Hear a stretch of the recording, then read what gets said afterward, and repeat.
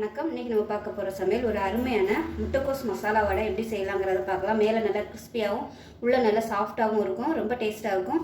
ஈஸியாக பண்ணிடலாம். சாதத்துக்கும் தொட்டு சாப்பிட்லாம்.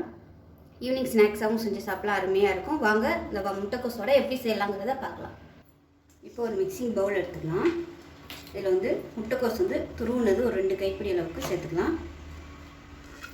அதே மாதிரி ஒரு கைப்பிடி அளவுக்கு நீளமாக நறுக்குன வெங்காயம் சேர்த்துக்கலாம். பொடியாக நறுக்குன கருவேப்பிலை சேர்த்துக்கலாம். பொடியாக நறுக்குன கொத்தமல்லி சேர்த்துக்கலாம். இது எல்லாத்தையுமே நல்லா மிக்ஸ் பண்ணி விட்டுக்கலாம். கையை வச்சு நல்லா மிக்ஸ் பண்ணி விட்டுக்கோங்க. அப்போ தான் எல்லாமே நல்லா உதிரியாக இருக்கும்.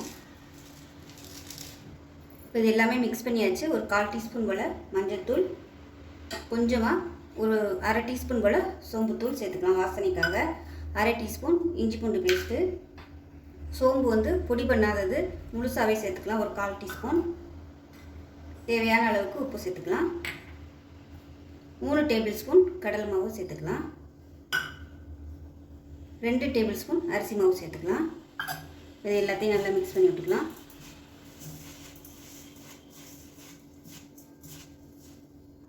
இப்போ அதை கொஞ்சமாக தண்ணி தெளித்து நல்லா பிசைஞ்சு விட்டுக்கலாம். நல்லா பிசைஞ்சிட்டு வடை மாதிரி பிடிச்சி பாருங்கள். அப்படி வரலை அப்படின்னா நீங்கள் எக்ஸ்ட்ரா கடலை மாவு சேர்த்துக்கலாம். இப்போ இதில் காரத்துக்கு தேவையான அளவு மிளகாத்தூள் சேர்த்துக்கலாம். இது எல்லாத்தையும் கலந்துட்டு மறுபடியும் கொஞ்சமாக தண்ணி தெளித்து பிசைஞ்சிக்கலாம். இப்போ இதில் ஒரு சிட்டிகை அளவுக்கு கலர் பொடி சேர்த்துக்கலாம். கலர் பொடி சேர்த்திங்கன்னா நல்ல கலராக இருக்கும். இது ஆப்ஷனல் தான். இல்லைன்னா நீங்கள் மிளகாத்தூளுக்கு பதிலாக காஷ்மீரி மிளகாத்தூள் சேர்த்திங்கன்னா உங்களுக்கு நல்ல கலர் கொடுக்கும். இப்போ எல்லாத்தையும் நல்லா கலந்து விட்டுக்கலாம்.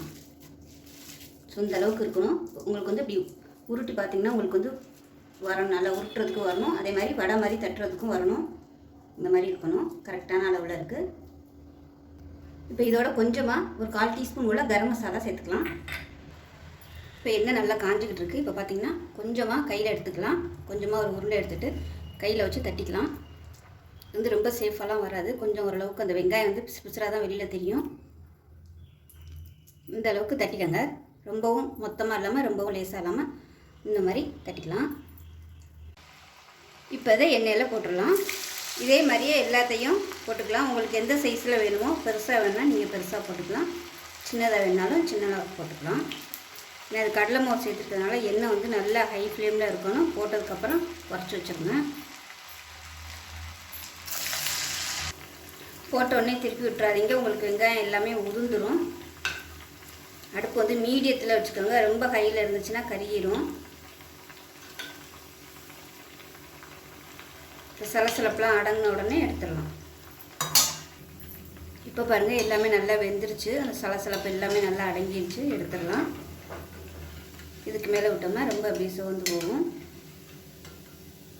இதே மாதிரியே எல்லாத்தையும் போட்டு எடுத்துக்கலாம். இப்போ பாருங்கள் எல்லாத்தையுமே சுட்டு எடுத்தாச்சு.